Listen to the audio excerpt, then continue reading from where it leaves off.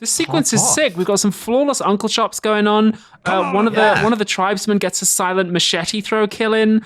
117 and one of the tribesmen like do some Assassin's Creed 3 shit where they hang two guards off a big rock. It's sick. These two guys. We got to talk about these two guys. Okay, stop everything. I need to talk about both of those last 2 points for half an hour each. Please. First of all, huge shout out to the indigenous guy who overarm threw a machete flat side down. I've never seen anyone do that in my life. Second, the hanging those two guards is so good because they're like...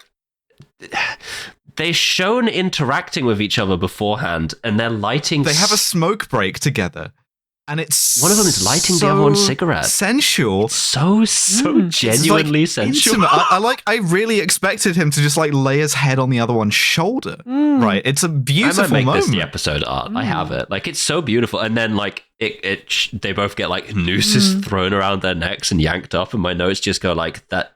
Frankly, unbelievably sensual. It's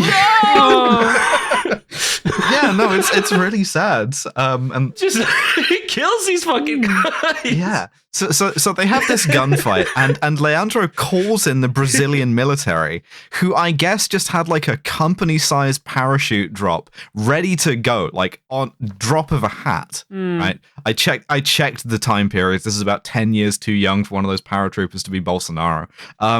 And listen, frankly, unimaginable amount of people airdropping in. Yes, yeah. There's a gunfight. It turns from night to day really quickly between shots, which I'm really fond of. And Leandro, trying to capture Carlos sneaking out, gets fucking shot in the gut. Carlos and his boy Carl take Anna Maria hostage, and they run. You can't be named Carlos and have a boy named Carl. First of all, it's like two. You gotta. One of you has to change. But yeah, they capture the most easily captured woman in the world. Who's like, oh no, and they escape by canoe down the Amazon. Like it's kind of it's giving like Aguirre, Wrath of God in the last reel here. The Brazilian army. It's giving a lot. It's giving. The Brazilian army show up and. The homosexuality quotient of this movie in the last half hour. Yeah, it gets really homoerotic, like really remarkably so. Because the Brazilian army are like carrying Leandro really tenderly.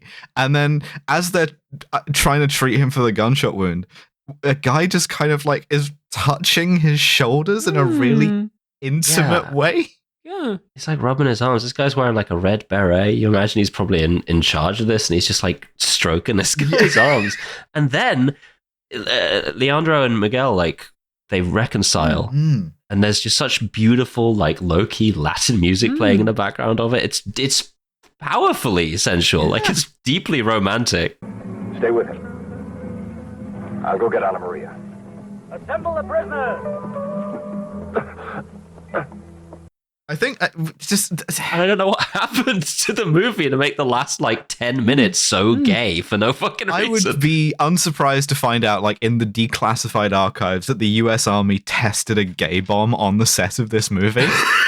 Like 1965, they're up to all kinds of shit. They like released a gas on the set. Yeah.